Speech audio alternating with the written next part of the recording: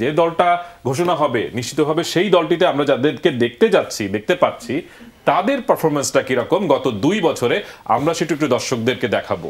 আমরা দেখতে পাচ্ছি যে টপ অর্ডার ব্যাটসম্যান যারা বাংলাদেশকে বিশ্বকাপে বা বাংলাদেশের হয়ে মাঠে নামবেন তাদের পারফরমেন্সটা গত 2 বছরে কেমন। লিটন দাস তিনি এই সময় গত 2 বছরে অর্থাৎ 23 এবং 24 এই 2 বছরে 15টি ম্যাচ খেলেছেন, এখন পর্যন্ত 402 রান করেছেন, সর্বোচ্চ 83 এবং সেটা চট্টগ্রামে ইংল্যান্ডের বিপক্ষে। ওই সিরিজটা দুর্দান্ত খেলেছিলেন তিনি, আরও একটা 70+ ইনিংস তার ওই সিরিজে ছিল। তার গড়টা হচ্ছে 28.71, দুটো 50, স্ট্রাইক রেট হচ্ছে 127.21, কিন্তু তার বর্তমান সময়ে ফর্মটা খুবই খারাপ অবস্থায় রয়েছে।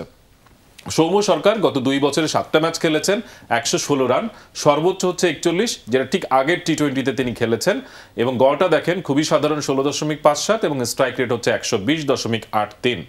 তানজিদ তামিম তার প্রথমবারের মতো কিন্তু টি20তে অভিষেক হয়েছে এই সিরিজেই, 4টা ম্যাচ খেলেছেন, 158 রান, 67 অপরাজিত। এই সিরিজে তার দুটো 50 রয়েছে, গড়টা দারুণ, স্ট্রাইক রেটটা কিন্তু যথেষ্ট আশাব্যঞ্জক নয়, 126.40। নাজমুল শান্ত তিনি কিন্তু অফ ফর্মে রয়েছেন। এই গত 2 বছরে তিনি 18টা ম্যাচ খেলেছেন, 337 রান, একটা 50 রয়েছে, 53 অপরাজিত। গড়টা দেখেন 22.46, স্ট্রাইক রেটটা এই 4 জনের মধ্যে সবচেয়ে পোর। অর্থাৎ এই 4 জনের 3 জনকেই আমরা দেখব কিন্তু সবসময় 1, 2, 3-এ। এখন এরা যখন ব্যাট করে, এই ব্যাটসম্যানরা যখন ব্যাট করে তখন কিন্তু পাওয়ার প্লে চলে, অর্থাৎ প্রথম 6 ওভার। তো প্রথম 6 ওভারের যে সুবিধা সেটা যদি আপনি না নিতে পারেন তাহলে কিন্তু আপনি ম্যাচ থেকে পিছিয়ে যান এবং ম্যাচে কম্পিট করা কিন্তু খুব কঠিন হয়ে যায়। এখনকার যুগে এই যে স্ট্রাইক রেট বাংলাদেশের টপ 3-র, সেটা আসলে কতটা চলনসই বলবেন রকিবুল হাসান? ধন্যবাদ আপনাকে। যে strike rate is very important, first 6 ওভার্স এবং লাস্ট 6 ওভার্স। আপনি দেখেন শেষের 6 ওভারে আমরা 90 রান দেখছি, 100 রানের কাছাকাছি, আর প্রথম 6 ওভারও তাই দেখছি। তারপরেও কিন্তু মিডল ওভারগুলোকে আপনি উপেক্ষা করতে পারবেন না, বিকজ দ্যাটস আ মিল্কিং ওভার্স বলে মিডল ওভার্সগুলি। তো এই মিডল ওভারটা খেলতে হলে আপনাকে কিন্তু টপ অর্ডারকে তাদের প্ল্যাটফর্মটা তৈরি করে দিতে হবে, যেন এই মিডল অর্ডাররা এসে যে সামনে রাখি না কুল রাখি এই অবস্থায় পড়ে, অর্থাৎ উইকেট বাঁচাই না রান করব।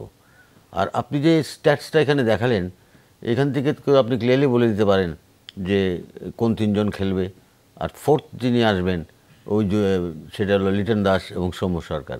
বাট আমি পার্সোনালি মনে করি দুজনকে আপনার লাগবে, কারণ আপনার উইকেট কিপার লাগবে। So Liton is a batter and is a wicket keeper, এবং পারভেজ একটা উইকেট কিপার নিয়ে তো আপনি যেতে পারবেন না। তো ওই জায়গাতে এখন পারভেজকে অ্যাকোমোডেট করতে পারবে কি না, that is a $1 million question. But he is a very good batsman, এটার বলার ফর্মে রয়েছেন, সবচেয়ে বড় কথা ফর্মে রয়েছেন, কিন্তু 3টা 4টা সেঞ্চুরি রয়েছে তার প্রিমিয়ার লিগে। তো সেই সব চিন্তা করে, এবং আপনার ইউনিট স্ট্রাইকিং ফোর্স। আজকাল ক্রিকেটে কী হয়ে গেছে জানেন, টি20তে ইউনিট ফিয়ারলেস ক্রিকেটার্স, ফিয়ারলেস। আমি কালকে একটা ইন্টারভিউ দেখতেছিলাম ইসের কমেন্টেটারের, এবং আকারম্যানের কমেন্টি করছে, এবং হি very nicely analysed.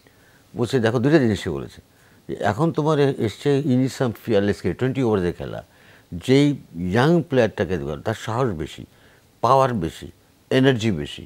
You have to select those players for your টি20 স্কোয়াড, তাদেরকে তোমার করতে হবে। 1 আর 2 নম্বর হলো সে বলতেছিল যে এখন ক্রিকেটে কিন্তু তোমার ইনোভেটিভ শটস লাগবে। ওই ক্রিকেট নাই যে তুমি মেথডিক্যাল শটসগুলো খেলে, কাভার ড্রাইভ, অন ড্রাইভ খেলে রান করবা, হবে না। স্কুপ শট, রিভার্স সুইপ, এইটা ফেটা, এখন যেগুলো আমরা দেখছি। পারভেজ এক্সপেক্ট করছেন দলে? আমি পারভেজ ইমনকে আমি এক্সপেক্ট করি as a batter, but wicket কিপিংয়ে সে কেমন, লাস্ট ম্যাচটাও তো আমি দেখলাম সে তার 2টা ক্যাচ সে মিস করেছে, কিন্তু 2টাই কিন্তু as a wicket keeper gloves থেকে পড়া উচিত না।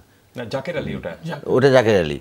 আর পারভেজ ইমন আই এম নট শিওর এখানে সিলেকশন কমিটি, কারণ উনি সিলেকশন কমিটি তো আমাদের সবসময় একটা ইচ্ছার মধ্যেই রাখেন, তারা ভালো বলতে পারবেন কাকে ই করবে। বাট ইউ নিড এক্সপিরিয়েন্স, টিমের মধ্যে কিছু এক্সপিরিয়েন্স প্লেয়ার অবশ্যই থাকতে হবে। সাকিব আছে, এরা শান্ত আছে, ক্যাপ্টেনকে তো আপনি বাদ দিতে পারবেন না।